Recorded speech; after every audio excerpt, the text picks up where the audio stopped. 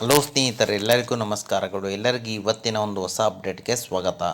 ಗೌರಿ ಗಣೇಶ ಹಬ್ಬಕ್ಕೆ ಯಜಮಾನರಿಗೆ good news. ನಾಳೆ July ಮತ್ತು ಆಗಸ್ಟ್ ತಿಂಗಳ ಗೃಹಲಕ್ಷ್ಮಿ ಹಣ ಖಾತೆಗೆ ಜಮೆ. ಮತ್ತು ಕಾಂಗ್ರೆಸ್ ಸರ್ಕಾರದ ಮಹತ್ವಾಕಾಂಕ್ಷದ ಗೃಹಲಕ್ಷ್ಮಿ ಯೋಜನೆ ಫಲಾನುಭವಿಗಳಿಗೆ ರಾಜ್ಯ ಸರ್ಕಾರವು ಸಿಹಿ ಸುದ್ದಿ ನೀಡಿದ್ದು, ನಾಳೆ ಅಥವಾ ನಾಡಿದ್ದು ಗೃಹಲಕ್ಷ್ಮಿ ಯೋಜನೆ 12 ಮತ್ತು 13ನೇ ಕಂತಿನ ಹಣ ಬಿಡುಗಡೆಯಾಗುವ ಸಾಧ್ಯತೆ ಇದೆ. ತಾಂತ್ರಿಕ ಸಮಸ್ಯೆ ಹಿನ್ನೆಲೆಯಲ್ಲಿ ಗೃಹಲಕ್ಷ್ಮಿ ಹಣ ಬಿಡುಗಡೆಯಾಗಿಲ್ಲ ಎಂದು ಇಲಾಖೆ ತಿಳಿಸಿದ್ದು, ಸದ್ಯ ತಾಂತ್ರಿಕ ಸಮಸ್ಯೆ ಪರಿಹರಿಸಲಾಗಿದ್ದು, ನಾಳೆ ಅಥವಾ ನಾಡಿದ್ದು ಗೃಹಲಕ್ಷ್ಮಿ ಹಣ ಖಾತೆಗೆ ಜಮೆಯಾಗುವ ಸಾಧ್ಯತೆ ಇದೆ ಎಂದು ಹೇಳಲಾಗಿದೆ. ಮತ್ತು ಈ ಬಗ್ಗೆ ಮಾತನಾಡಿರುವ ಸಚಿವೆ ಲಕ್ಷ್ಮೀ ಹೆಬ್ಬಾಳ್ಕರ್ ಅವರು, ಎಲ್ಲ ಜಿಲ್ಲೆಗಳು 11ನೇ ಕಂತು ಹಣ ಬಿಡುಗಡೆಯಾಗಿದ್ದು, 4-5 ದಿನಗಳಲ್ಲಿ 12ನೇ ಮತ್ತು 13ನೇ ಕಂತಿನ ಹಣ ಬಿಡುಗಡೆ ಮಾಡಲಾಗುತ್ತದೆ.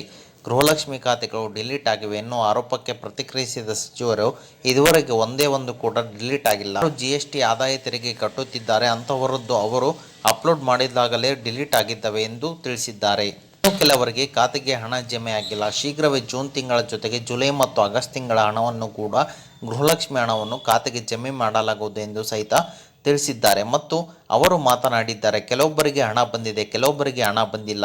ಸದ್ಯ ಎಲ್ಲ ಖಾತೆಗಳಿಗೂ ಹಣ ಹಾಕಲು ಎಲ್ಲ ಪ್ರಕ್ರಿಯೆಗಳನ್ನು ಮಾಡಲಾಗುತ್ತಿದೆ.